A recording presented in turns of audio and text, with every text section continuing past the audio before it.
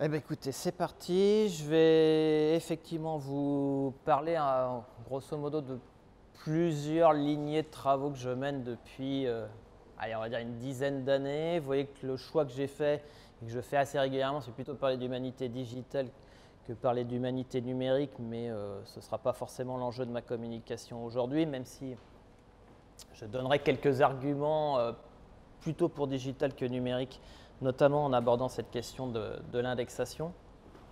Et puis j'aborderai le concept de réticularité, mais d'une manière quand même assez large et pas forcément extrêmement délimitée, mais qui correspond à des enjeux et puis des envies qui sont liées à mes travaux de recherche actuels, puisque je travaille sur une ANR autour d'un personnage qui s'appelle Paul Hotley, qui était le père de la documentation et qui est parfois un des pionniers des sciences de l'information, sur un projet qui s'appelle Hyper Hotley. Pour me resituer quelque peu aussi, c'est qu'avant, je suis en information communication, j'ai un passé d'historien et j'ai un passé de certifié en documentation, professeur documentaliste, voilà, ce qui peut expliquer les différentes lignées que je vais vous présenter sur ces questions-là.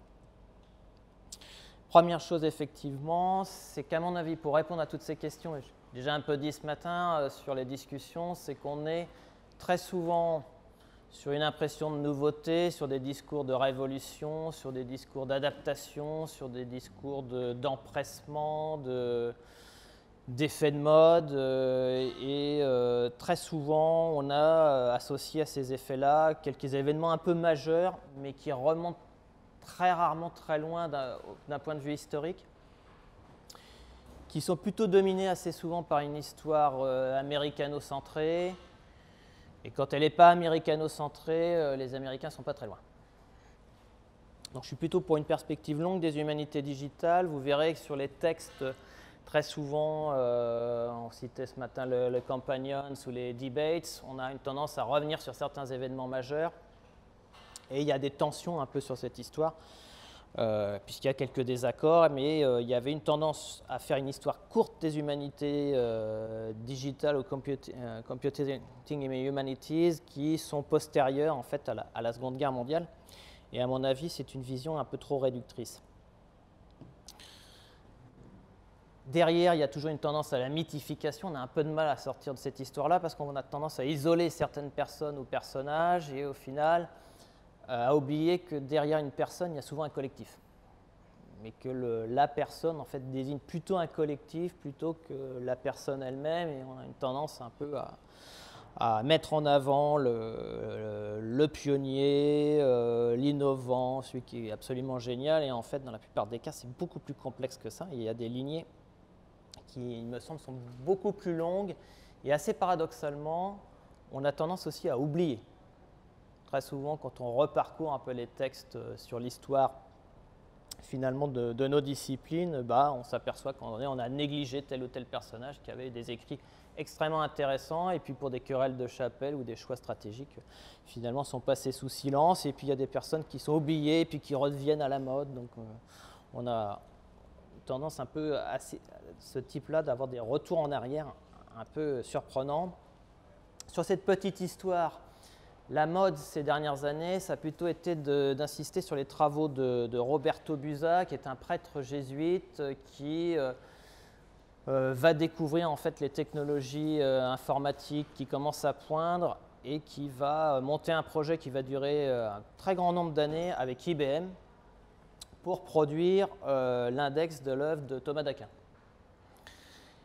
Et on retrouve finalement un peu cette histoire un peu mythifiée d'une rencontre entre une logique d'indexation de corpus, un personnage un peu étrange qui n'est pas universitaire, qui a fait une thèse en théologie, mais qui n'a pas un profil purement universitaire classique, qui rencontre les technologies informatiques américaines. Et puis là, le miracle a lieu, et ce serait ça en fait le berceau des humanités digitales.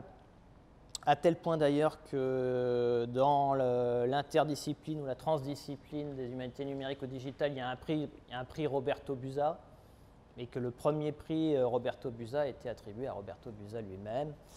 Donc il y a un côté très mythique et qui se retrouve aussi sur, je crois que c'est le Companion, où c'est la préface est faite par Roberto Busa et le premier mot qui sort c'est Digitus Dei est hic, le doigt de Dieu est ici. Pourquoi? Parce que ce qui l'intéresse dans l'index de Thomas d'Aquin, c'est de trouver toutes les références à Dieu, mais sous toutes ses formes.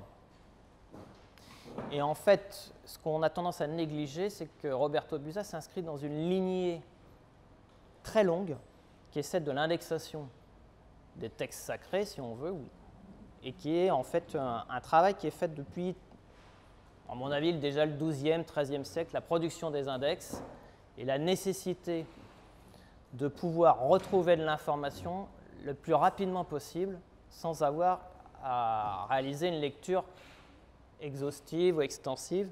Et on va avoir une lignée en fait qui produit des index ou des concordances. Et Roberto Busa s'inscrit dans cette lignée-là, sauf qu'évidemment, il se dit j'ai peut-être un outil qui va me permettre de le faire mieux, de le faire plus vite et d'une manière plus performante. Malgré tout, le projet il va prendre entre 20 et 30 ans.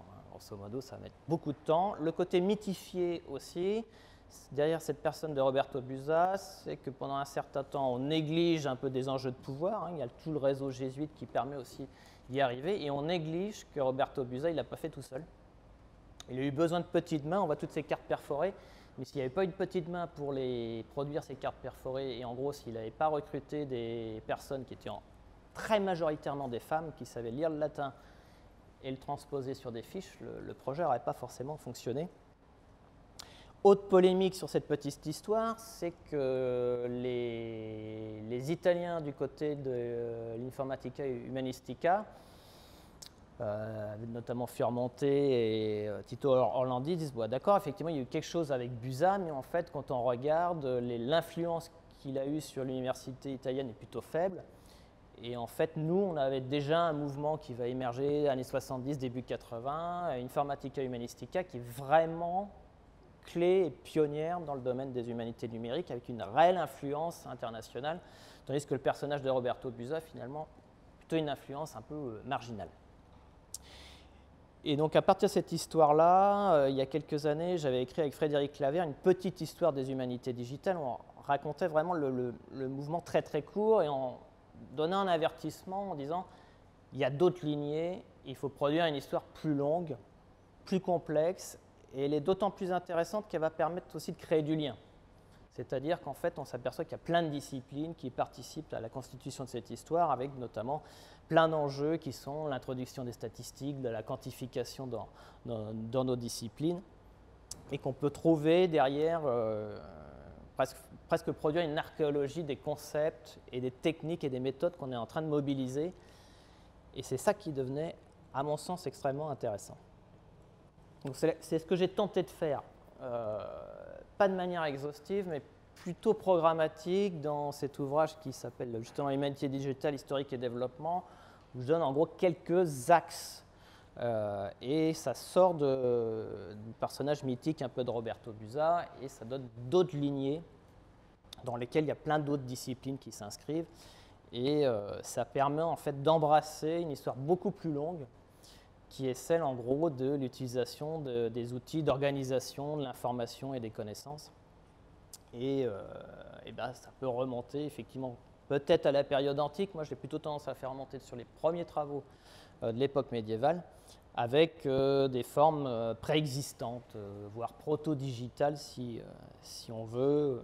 Et c'est ce que dit notamment mon collègue américain Alan Liu. Cette histoire longue est à mon sens une histoire aussi commune, c'est-à-dire qu'on n'a pas attendu finalement les outils informatiques pour utiliser des outils communs. La question de l'index est utilisée de manière transdisciplinaire depuis très longtemps. Nos outils référentiels de classification, c'est une histoire assez longue. Et l'enjeu, à mon sens, c'est justement de ne pas rester sur une réduction sciences humaines d'un côté et les outils numériques ou informatiques de l'autre qui se rencontreraient, mais plutôt d'aller sur une archéologie des technologies de l'information et de la communication d'une manière beaucoup plus longue et de façon à l'étudier avant l'arrivée de ce qu'on appelle l'informatique. L'avantage aussi, c'est que ça permet de sortir d'une histoire trop nettement dominée par les Américains, ce qui est aussi le cas du mouvement des Digital Humanities, où il y a certes un phénomène international, mais quand on regarde bien, il y a une domination plutôt occidentale, et à l'intérieur de la domination occidentale, on a plutôt une domination anglo-saxonne puis états-unienne. L'autre intérêt aussi pour moi, c'est justement de revenir sur des enjeux humanité, mais au sens large, et que ça nous replace dans une histoire plus longue qui met en tension des techniques, des enjeux de savoir et des enjeux de pouvoir. Et cette tension, c'est celle que j'ai tendance à illustrer dans l'affrontement un peu entre indexation des connaissances et indexation des existences, sachant qu'on s'inscrit plutôt, en ce qui nous concerne, dans la logique d'indexation des connaissances. On est là pour produire des savoirs, en savoir plus. Mais de l'autre, il y a tout un mouvement qui cherche davantage à indexer les existences, c'est-à-dire en savoir plus sur les individus pour savoir ce qu'ils font et en gros s'ils font des choses bien ou mal. Néanmoins, cette histoire n'est pas si opposée que ça parce que des outils d'indexation des connaissances basculent en indexation des existences. Alors on le comprend très très bien à notre époque actuelle parce qu'on voit bien que des outils d'indexation, finalement, les premiers moteurs de recherche pouvaient s'inscrire dans une histoire qui était celui de l'indexation des connaissances. On a du texte, on va essayer de savoir, retrouver l'information, mais économiquement, l'enjeu le plus intéressant, c'est plutôt d'indexer les profils des personnes plutôt que d'aller produire de nouveaux outils de connaissances. Cette histoire, en fait, cette tension n'est pas nouvelle. Un exemple au XVIe siècle, Konrad Gessner, qui est un personnage extrêmement intéressant, et moi j'ai tendance à dire que c'est un des premiers humanistes digitales parce que c'est un bibliographe, c'est un érudit, c'est un médecin, c'est un botaniste, c'est quelqu'un qui va produire une encyclopédie universelle, en fait un peu avant Buffon, si vous voulez, et c'est quelqu'un qui va produire un index bibliographique, une bibliographie universelle, c'est le terme qu'il emploie. Et dans sa bibliographie universelle, il catalogue l'ensemble des ouvrages en latin, en grec, en arabe et en hébreu qui ont été imprimés. Donc c'est un super catalogue, en fait, sur lequel il rentre les données avec quelques éléments de contenu. Et son objectif, c'est de produire un index des connaissances de l'époque et que cet index puisse être acheté et puisse servir aussi de catalogue de bibliothèque. C'est-à-dire que si vous avez une bibliothèque, vous avez l'index de Gessner et vous pouvez vous amuser à mettre votre propre cote. Gessner d'emblée dit « je ne fais pas de censure ». Je considère que tous les ouvrages que j'ai rentrés sont potentiellement intéressants, même s'il peut y avoir des discussions, d'éventuelles erreurs sur certains ouvrages, mais ce n'est pas mon but de me prononcer là-dessus. Ce qui va se produire en fait, c'est qu'à peu près à la même époque, quelques années plus tard, il va y avoir la création de l'index des livres interdits. Et les personnes qui vont réaliser cet index des livres interdits vont s'appuyer sur le travail de Gessner pour justement détecter les ouvrages potentiellement hérétiques. Là aussi, on s'inscrit déjà sur une histoire très très longue. Et évidemment, Gessner aussi passe à l'index. Donc la mise à l'index, vous voyez, la double tension, on la trouve là. Il y a plein de moments historiques où on voit cette tension. Même chose, je ne sais pas si vous avez vu ce film de Clint Eastwood avec Leonardo DiCaprio sur Hoover. Hoover, on le voit à la bibliothèque du Congrès, il est avec sa secrétaire, il lui demande « demande-moi n'importe quoi, je vais te trouver le contenu qu'il faut qui répond à la question ». Il fait la démonstration en 2 minutes et il lui dit « voilà ce que je veux faire du FBI ».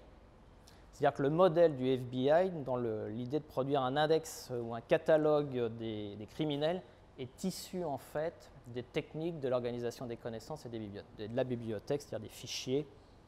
Et je vous montrerai aussi cette histoire des fichiers remonte avec les bibliothécaires et classificateurs qui sont Melville Dewey et puis ensuite Pollock.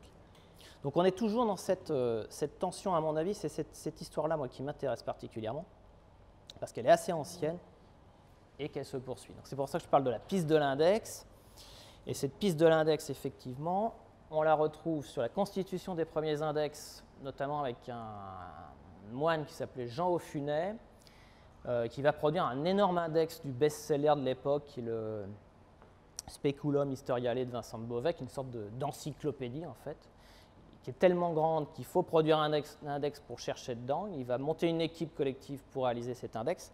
Et il y a un petit guide explicatif au début qui dit comment se servir de l'index. Et l'objectif, en tout cas, c'est de s'adresser à un lecteur diligence et intelligence, c'est-à-dire pressé et intelligent. Et on voit que finalement, ces questions du lecteur pressé, c'est pas si nouveau que ça. La marque de l'index, on va évidemment la retrouver dans les pages des manuscrits, puis on va la retrouver, ces petits symboles, vous allez le retrouver aussi sur les premiers imprimés. C'est ce qu'on appelle des manicules. Il en existe de toutes sortes, bien évidemment, mais cette marque de l'index qui nous dit que voici le passage à lire, le Lengandas qui doit être lu, évidemment, on la pratique au quotidien, puisque c'est devenu derrière le symbole de l'hypertexte. C'est important aussi parce que cette histoire de l'hypertexte, très souvent, a été réduite. Et réduite à une histoire très américano-centrée, avec le fait que le terme a été créé par Ted Nelson, dont on a parlé ce matin. Et souvent, on a tendance à dire que l'hypertexte a été conceptualisé, mais sans que le terme soit employé, par le savant américain Vannevar Bush dans son article As We May Think de 1945. Et on s'arrête là. Or, on voit bien que cette histoire de l'hypertexte, elle est déjà beaucoup plus longue parce que la symbolique remonte à l'époque médiévale, mais en même temps, il y a plein d'autres personnes qui vont imaginer des systèmes hypertextuels sans employer nécessairement le terme hypertextuel, bien avant Vannevar Bush. Et Vannevar Bush, très souvent, ne les cite pas, même s'il connaît leurs travaux. Et volontairement, il ne les cite pas. Donc, on voit bien qu'on est sur une histoire plus complexe, et c'est plutôt là, dans cette histoire-là, que je vais vous entraîner. Alors, pour revenir à Paul Hotelet, cet avocat belge sur lequel je travaille depuis quelque temps, Paul Hotelet et son équipe vont mettre en place un gigantesque index des connaissances imprimées à la fin du 19e, début 20e, ce qui va s'appeler le répertoire bibliographique universel, le RBU. Et ça explique pourquoi, il y a quelques années, à un moment donné, on a appelé ça ce projet le Google de papier. Ça explique pourquoi Google s'est intéressé aussi à Paul Hotelet, en essayant de chercher une nouvelle filiation sur cette histoire et les origines de l'Internet et du Web, notamment en Europe. Ça va conduire à une production massive de fiches, 18 millions de fiches qui vont être produites par l'équipe de Paul Hotelet. Alors, pas seulement Paul Hotelet, son ami Henri Lafontaine, la sœur d'Henri Lafontaine, et puis toute une équipe de collaborateurs répartis un peu partout dans le monde. Les circonstances vont faire que ce projet un peu extrêmement ambitieux va capoter pour des raisons économiques et pour des raisons liées au contexte de la guerre, qui fait que le projet va finir par s'arrêter. Ce que vous voyez aussi derrière, c'est que vous voyez des petits fichiers, et en fait, ça, c'est les Hotelet et Lafontaine qui vont les normaliser. On va normaliser la taille des fiches, on va normaliser ce qui va être inscrit sur la fiche. On va mettre des tiges en métal pour pouvoir manipuler les fiches, les enlever, les sortir si elles ne sont plus opérationnelles. Dans l'idée d'Hotelet, c'était de produire une encyclopédie universelle mise à jour de la même manière. Dès qu'il y a une nouvelle information qui remplace l'autre, on change de fiche, on la renouvelle. Donc c'est une vision très fiche qu'on retrouve chez Hotelet. Et puis ces petits tiroirs, vous les retrouvez la même chose à la bibliothèque du Congrès américain, et c'est ça aussi qui donne la projection chez Hoover. Alors du coup, c'est vrai que j'ai dit qu'il faut éviter l'histoire un peu sacralisée autour de certaines personnes, mais le personnage de Paul Hotelet est extrêmement intéressant parce qu'il est un peu à la fois le symbole d'une époque, prospective d'une époque, et en même temps quelqu'un qui se projette tout le temps vers le futur et qui marque très souvent des aspects un peu d'insatisfaction du fait qu'il n'a pas encore les outils les plus intéressants pour extraire de la connaissance, pour extraire de l'information. Ce qui explique pourquoi mon collègue Martin Grandjean, il y a quelque temps, avait considéré qu'on pouvait voir Paul Hotelet comme une figure tutélaire des humanités numériques ou digitales. Le mérite qu'on voit, c'est que finalement, on a une histoire où l'Europe, en tout cas, a toute sa place et pas seulement les États-Unis. Donc du coup, il y a une bascule aussi qui se fait, là j'en arrive petit à petit à la réticularité, du livre au réseau. On a un peu parlé en off tout à l'heure du concept de livre, mais à mon sens, le concept de livre est plus complexe qu'on ne le croit. On a une pratique qui fait qu'aujourd'hui, on a une représentation de l'objet livre qui est complètement influencée par, on va dire, le milieu de l'édition du XXe siècle. Et avec des discours un peu désespérés sur le livre assez régulièrement tel qu'on l'associe. Si on regarde l'étymologie du mot livre, c'est un peu plus compliqué que ça. Et chez Paul Otlet, en tout cas, il va considérer que le livre est un objet intéressant, mais à condition que sa définition soit beaucoup plus large.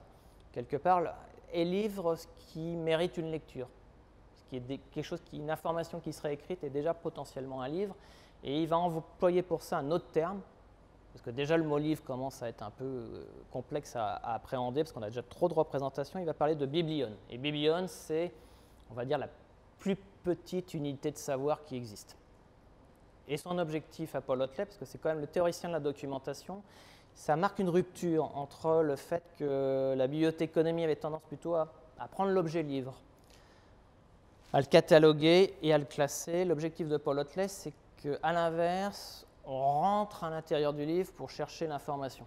Et donc c'est l'information à l'intérieur du livre qui est plus importante que son contenant en quelque sorte. Même s'il ne néglige pas le contenant, mais on voyait que ce passage est assez proche de nos tensions actuelles où finalement on va chercher à l'intérieur et on ne s'arrête pas à l'objet. Et Paul Otlet, dans le traité de documentation, va fournir tout un tas de petits schémas tels que vous le voyez derrière.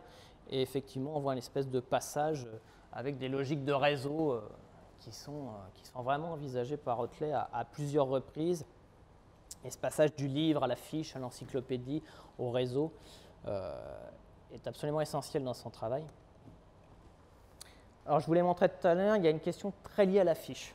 Paul Otlet est quelqu'un qui produit des fiches. Il s'inscrit dans une lignée qui est déjà assez ancienne. Konrad Gessner, quand je vous avais parlé précédemment, est aussi un obsédé de la fiche. Et vous avez tout un travail d'érudits, de classificateurs qui prennent même des mesures pour dire s'il y a un incendie, ce qu'il faut sauver d'abord, c'est les fiches. Parce que le plus important, c'est le savoir. On est toujours dans la crainte de perdre des choses qu'on avait perdues sur les périodes précédentes. Quelque part, on en arrive effectivement sur l'idée d'une délivrance ou une délivraison.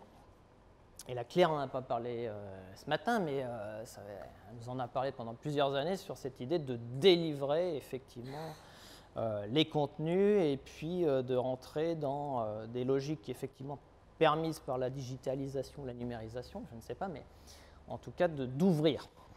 Donc c'est une ouverture, ce qui fait que moi j'ai tendance à dire qu'on passe du lecteur au légiste, parce que derrière le corpus, il y a le fait de pouvoir aller à l'intérieur.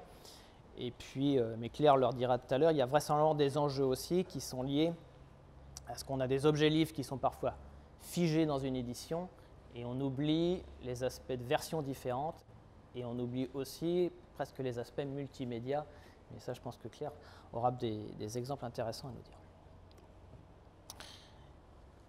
Toujours pour montrer le côté Otlet un peu pionnier, ce qu'il faut savoir, ce que je n'ai pas dit aussi, c'est qu'Otlet est considéré comme un des visionnaires des réseaux, de l'Internet et du web, parfois un peu de manière un peu exagérée ou trop rapide, parce qu'on prend telle ou telle citation.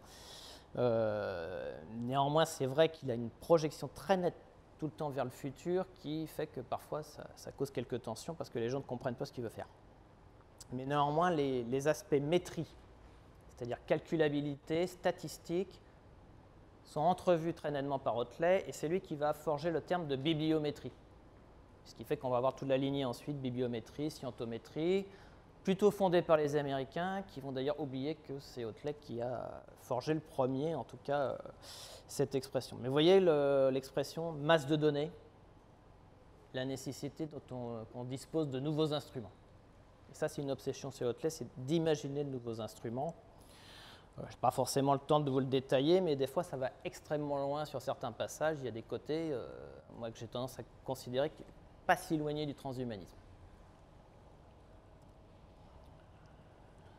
Sur la bibliométrie, c'est lui qui emploie le terme. L'objectif, c'est une statistique de la connaissance qui se met en place. En premier temps, une statistique, en tout cas un peu sociologique du livre. Puis derrière, on peut encore aller un petit peu plus loin. Alors, je vais passer justement sur plusieurs interrogations sur de quelle réticularité on parle. Parce qu'il y a plusieurs manières de penser le réseau.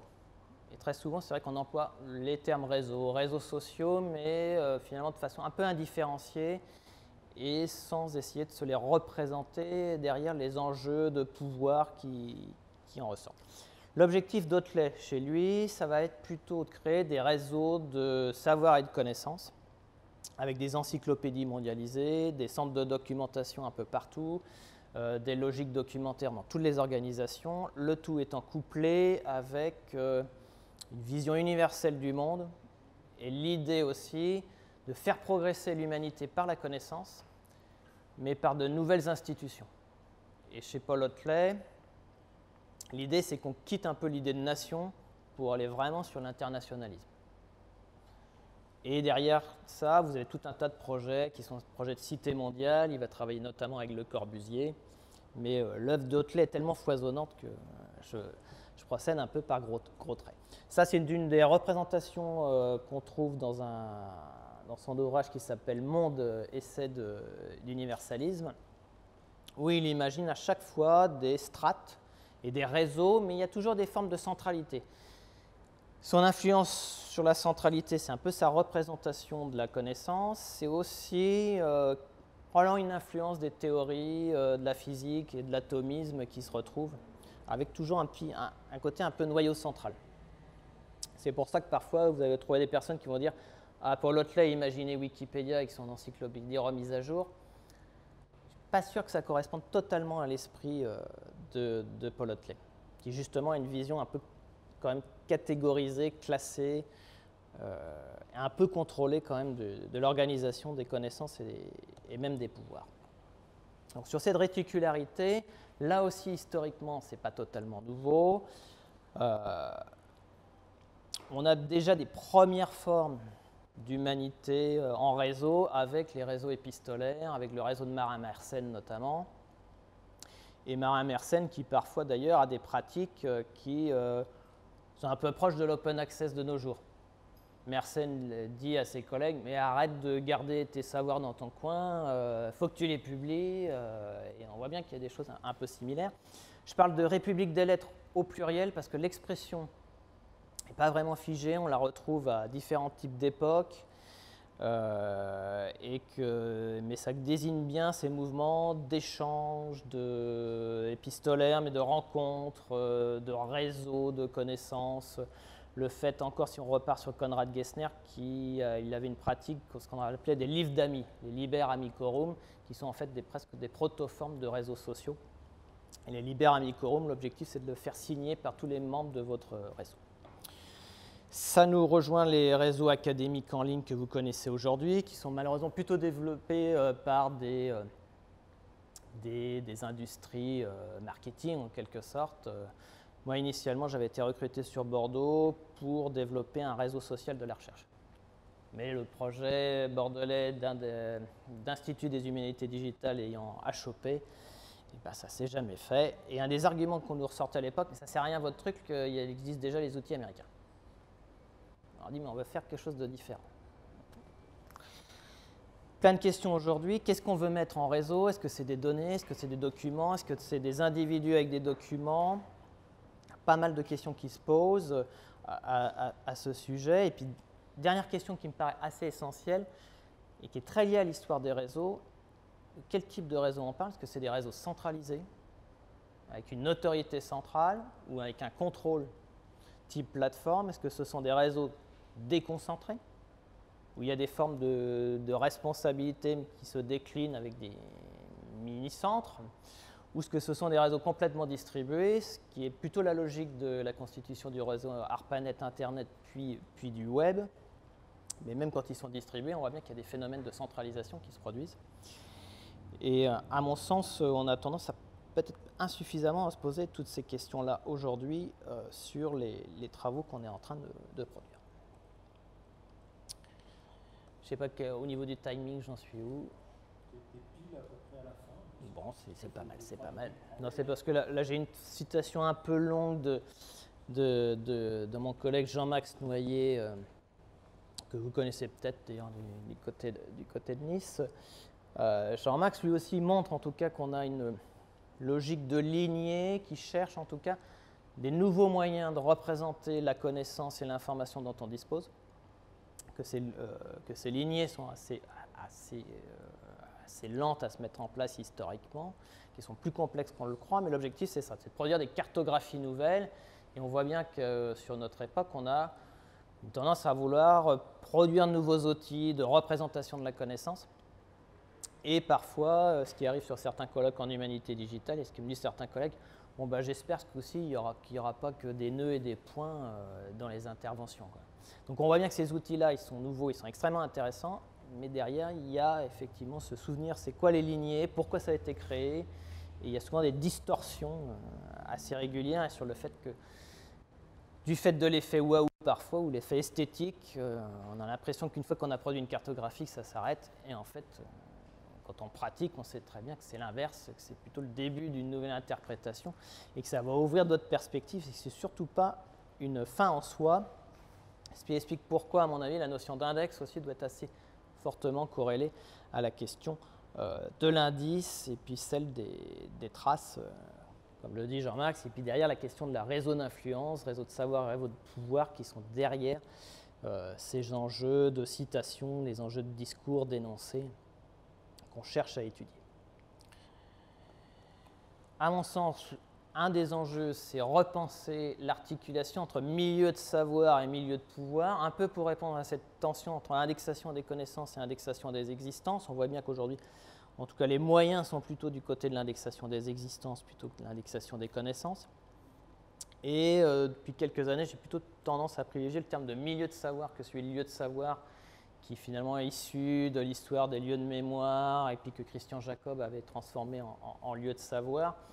Le défaut, à mon avis, c'est que le lieu de savoir, donc, dans un premier temps, il n'avait pas forcément défini, Christian Jacob, il l'a défini dans un second temps, mais l'expression de milieu me paraît plus intéressante parce que ça permet de mettre en avant très nettement les questions de médiation, au sens large, de milieu, de médias et les côtés positifs ou négatifs qu'on peut assez facilement retrouver là-dedans. L'illustration que je vous ai mis derrière, c'est une espèce de projection de Paul Hotley qui imagine dans son grand projet qu'il appelle le Mundaneum un monde en réseau. Là, vous ne devez pas le voir sur la taille de l'illustration, mais il imagine un monde en réseau où il articule tous les milieux de savoir, nouvelles bibliothèques, avec les milieux de pouvoir, c'est-à-dire cité mondiale, organisation mondiale, monnaie mondiale, et pas mal de dispositifs comme ça, donc du plus petit échelon au plus grand, quoi. Presque une cosmogonie qui est prévue chez Paul Hotley, mais quelque part ça nous interroge aussi sur notre rôle quasiment presque politique, quoi, en fait, sur ces questions-là. Est-ce qu'on peut déconnecter en tout cas la question des humanités digitales de la question de la responsabilité politique ou l'articulation savoir pour pouvoir est pour moi extrêmement tenue. Et puis dernière chose que je vais vous montrer, pourquoi la réticularité nous intéresse aussi, c'est parce que au mois de janvier, je suis tombé en fait sur une représentation graphique de l'univers Marvel des super-héros. Et là je me dis mais c'est génial, il faut que je fasse pareil pour Paul Hotley et son réseau. Et donc du coup on s'est mis à travailler dessus depuis quelques mois. Et là on retrouve effectivement les choses un peu classiques de ce type d'outil, où il y a un côté un peu effet waouh, évidemment, que vous allez voir, parce qu'on a un côté extrêmement intéressant. Mais en fait, on a beaucoup évolué sur la manière de représenter un peu le réseau de Paul Hotley. Il y a plein de questions qui se posent, donc ça pose plus de questions que ça n'y répond en fait. C'est un instrument extrêmement intéressant parce que derrière, moi, je suis obligé de rentrer les données, donc j'ai un travail un peu d'érudition à produire. Il faut que j'aille chercher les liaisons. Et dès que je produis une liaison, j'essaie de définir c'était quoi la liaison et si possible, si j'ai un document qui atteste de cette liaison. Parfois, quand vous commencez à cartographier, vous vous dites est-ce qu'il y a un lien entre un tel et un tel? Et là, vous vous reportez assez régulièrement aux archives existantes, est-ce qu'il y a une trace? Donc c'est plus un instrument qui sert un peu à guider la recherche, qui nous permet d'apprendre des choses. Et puis Keia à la fin, effectivement, pourra servir d'outil de démonstration et qui aura un intérêt aussi, à mon avis, pédagogique parce que tous mes collègues qui travaillent sur les milieux des sciences de l'information et puis qui travaillent sur l'histoire de la documentation, effectivement, attendent ce type d'outils pour montrer un peu quelle était la richesse du réseau autour de Paul Hoteley. Mais on s'est posé plein de questions justement parce qu'il y a une centralité autour d'Hoteley. Et on s'est dit, mais qu'est-ce qu'on fait si on décentre? Donc on a prévu la possibilité aussi d'enlever Paul Hoteley du réseau pour voir ce que ça donne. S'il y a d'autres centralités qui se produisent. Donc on travaille sur ce petit outil depuis quelques mois avec effectivement la possibilité de circuler assez aisément, mais il manque des choses. C'est-à-dire c'est quand même un travail, on va dire un work in progress parce que continuellement, en fait, on rajoute des données. Mais ça permet de répondre à tout un tas de thématiques et on va continuer à travailler dessus, sachant que l'objectif, c'est de le transformer de manière à ce qu'il soit un peu sémantisé. Et j'en ai terminé, du coup.